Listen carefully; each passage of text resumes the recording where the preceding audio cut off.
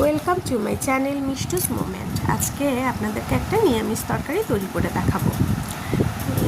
নিরামিষ তরকারির জন্য লাগছে মিষ্টি কুমড়া, শিমের বিচি আর একটু লবণ, হলুদ, কাঁচামরিচ।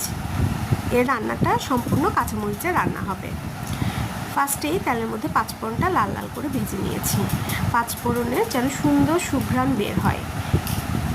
তারপর তার মধ্যে আমি মিষ্টি কুমড়াটা দিয়ে দিলাম।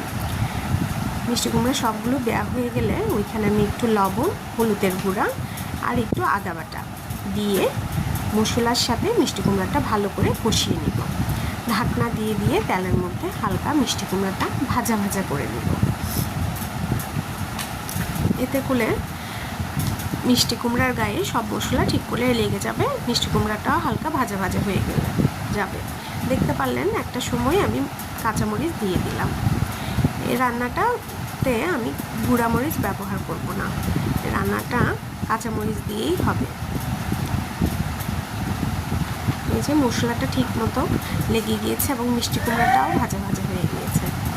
আমি আবার নিরামিষ তরকারিতে একটু চিনি দেওয়া প্রেফার করি, এতে করে তরকারির স্বাদটা দ্বিগুণ হয়। যে কোনো নিরামিষ তরকারিতে একটু চিনি দিলে অন্যরকম স্বাদটা বেড়ে যায়।